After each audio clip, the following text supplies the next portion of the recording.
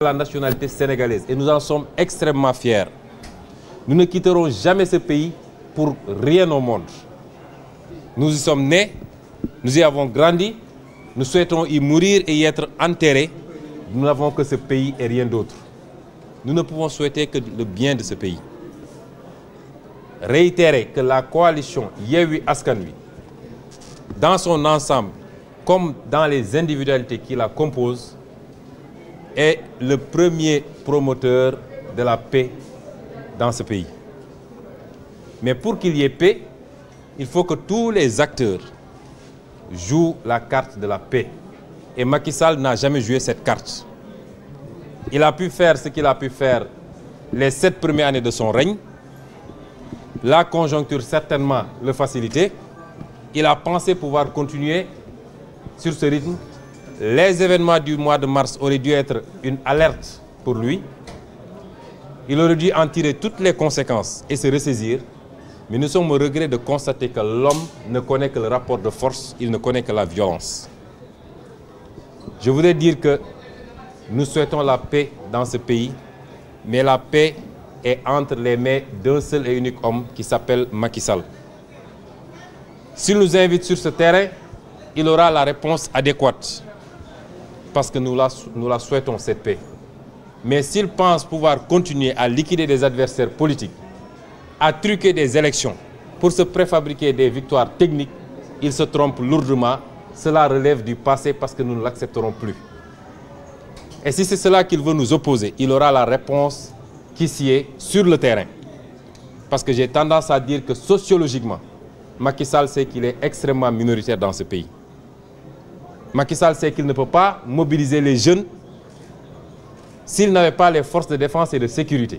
Aujourd'hui, vous savez qu'on ne ferait qu'une bouchée de lui et de ces quelques ouailles qui, après avoir pillé toutes les caisses de l'État, sont sur les radios et les télés à piailler.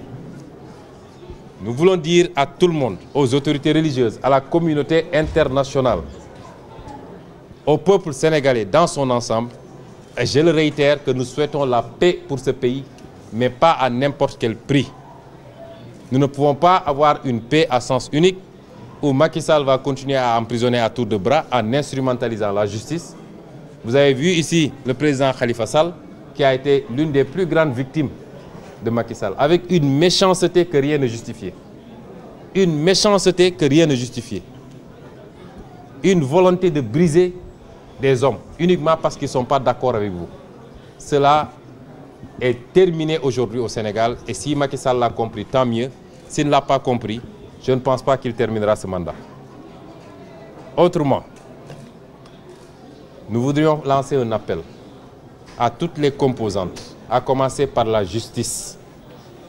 Dans des situations comme cela, une justice responsable aurait sursis. Parce que vous ne pouvez pas avoir un candidat déclaré dans une compétition électorale à l'un des plus gros enjeux, sinon le plus gros enjeu qui est la mairie, la ville de Dakar, et attendre le lendemain du dépôt des listes pour réactiver une convocation. Ce n'est pas responsable de la part de cette justice. Nous laisserons Barthélémy Diaz apprécier. Nous en discuterons. Il a été trop vite en besogne.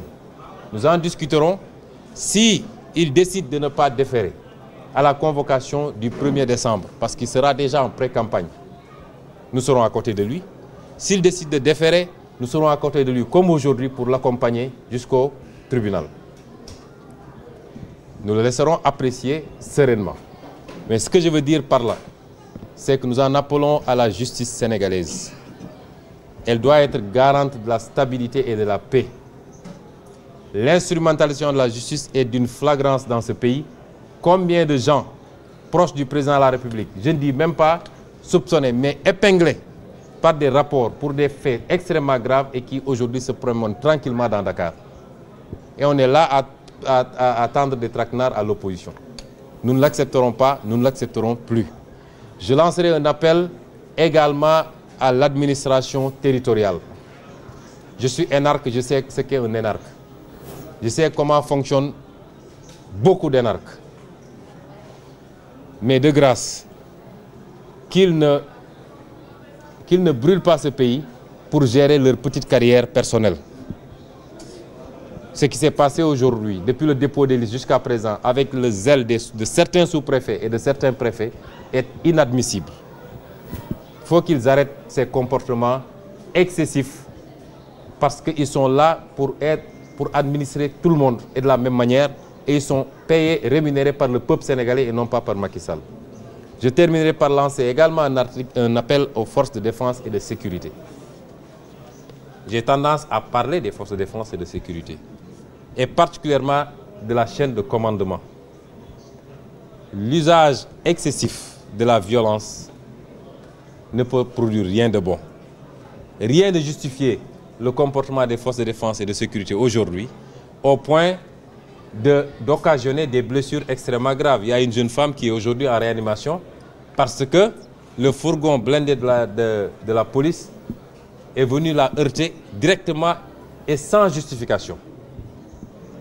Des gens ont reçu des tirs à balles blancs. Des éléments de nos sécurités ont été blessés alors qu'ils n'étaient absolument pas offensifs, ils ne présentaient aucun danger. C'est cela qu'il faut arrêter et les événements du mois de mars auraient dû nous induire ou nous indiquer cela. Nous lançons un appel à ces forces de défense et de sécurité. Il ne faut pas qu'on accepte que Macky Sall et le petit groupuscule qui est autour de lui mettent le feu au pays et se mettent derrière ces forces de défense et de sécurité pour les amener à brimer ou à casser de l'opposant ou du citoyen simplement. Parce que ceux qui sortent, pour la plus grande partie, sont des citoyens qui sont simplement révulsés par ce qui se passe dans ce pays. Voilà ce que nous voulions dire en résumé. Et nous vous remercions pour avoir été là, avoir été patient. Merci beaucoup. Vraiment, d'abord, rendre grâce à Dieu et surtout remercier le peuple sénégalais. Le peuple sénégalais qui s'est mobilisé aujourd'hui pour la démocratie sénégalaise. Le peuple sénégalais qui s'est mobilisé aujourd'hui pour des convictions, pour des principes, pour des valeurs. Mais vous me permettrez aussi de remercier la coalition Yewwi Askan Wi et particulièrement la conférence des leaders. Remercier particulièrement tous ces leaders qui aujourd'hui ont pris de leur temps pour nous accompagner dans ce combat.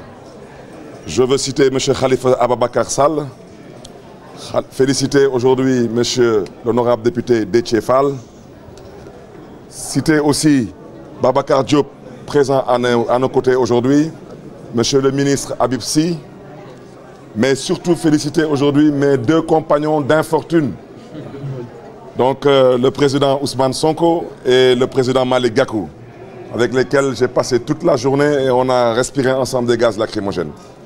Vraiment remercier tout le monde, Madame le ministre Aïda Mbodj, remercier tout le monde, tous ceux qui sont mobilisés. Mais particulièrement cette jeunesse sénégalaise, cette jeunesse dakaroise. J'ai eu à le dire au mois de mars, je le répète aujourd'hui, il ne s'agit pas de nos modestes personnes. Il s'agit de la démocratie sénégalaise qui est aujourd'hui malmenée, qui est aujourd'hui agressée. Et ça, on ne peut pas l'accepter, on ne peut pas le tolérer. Et je suis au regret de dire que le comportement de cette justice, il est beaucoup plus que suspect. Parce qu'aujourd'hui, on s'est empressé de reporter ce procès. Je n'étais même pas encore arrivé au tribunal. Ce qui s'est passé, c'est exactement ce qui s'est passé au mois de mars. C'est un justiciable qui devait se rendre au tribunal et qui est empêché de se rendre au tribunal par la gendarmerie nationale et la police nationale. Et vraiment, je pense que cela n'honore pas notre République. C'est la raison pour laquelle j'avais eu à le dire lors de ma conférence de presse. J'ai dit que le 7 juillet, lors de mon dernier passage au tribunal, il n'avait jamais été question de retenir une date parce que ce dossier n'était même pas programmé pour être enrôlé au rôle des audiences. Donc, ce qui se passe dans ce procès, ce n'est rien d'autre qu'une instrumentalisation de la justice par des hommes politiques qui sont bien connus et bien identifiés. Donc, nous continuons à dénoncer cette volonté de vouloir museler des hommes politiques. Nous continuons à dénoncer cette volonté de vouloir aujourd'hui chercher à hypothéquer l'avenir de certains hommes politiques. Et nous dénonçons surtout aujourd'hui cette volonté de vouloir remettre en cause tous les acquis démocratiques depuis les indépendances. On ne peut pas l'accepter. Donc c'est ce que je voulais vraiment dire en guise d'introduction. Vous me permettrez de prendre aujourd'hui mon compagnon d'infortune de la journée, le président Ousmane Sonko, et peut-être de lui demander de faire peut-être la synthèse en Wolof et éventuellement de donner aussi son point de vue, s'il n'y a pas d'autres questions, bien sûr. Il y a des questions? Allez-y. Excusez-moi. J'ai déjà dit que moi, je ne retournerai pas au tribunal.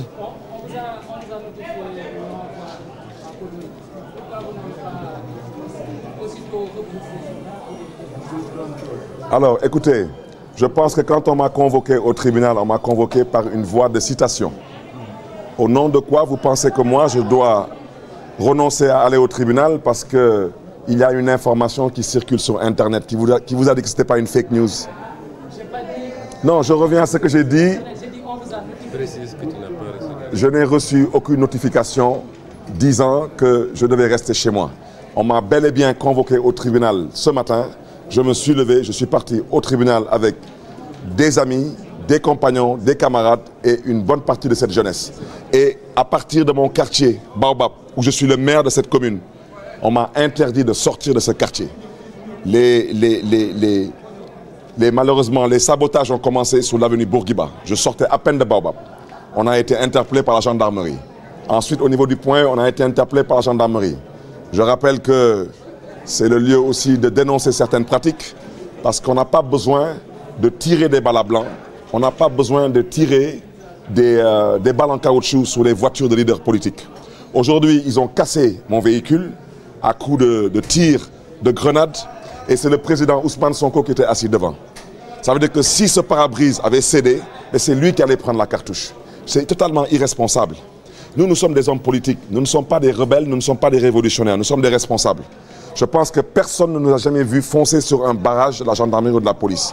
Pourquoi ces forces de l'ordre pensent qu'ils doivent utiliser autant de violence pour pouvoir montrer leur autorité? Et je rappelle que nous avons été obligés à partir de la Médina de descendre de nos véhicules comme on était empêchés pour continuer à marcher vers le tribunal. C'est de là qu'on a été chargé. On s'est retrouvé dans une maison à la Médina. Et c'est de là que le président Khalifa Sall et l'honorable député M. Déthié Fall sont venus nous trouver et nous ont proposé de nous raccompagner chez nous. Et cela avait été décidé avec l'accord des plus hautes autorités de la police. Et je répète, c'est la police elle-même qui est venue nous chercher dans cette maison, en présence du président Khalifa Sall et du député Déthié Fall, qui nous ont escortés à l'extérieur et qui nous ont installés dans le véhicule du président Khalifa Sall. Et qui nous ont proposé de nous escorter jusqu'ici. Et on les a suivis dans l'escorte. Et tout à coup, ils ont commencé à tirer des grenades lacrymogènes sur la foule. Et on a continué notre chemin. Et arrivé à hauteur du lycée de la Fosse, ils ont arrêté le cortège. Ils ont ouvert la porte du véhicule. Ils nous ont sortis de force pour nous jeter dans le fourgon blindé de la police. Totalement scandaleux, totalement humiliant et inacceptable dans une république qui se respecte.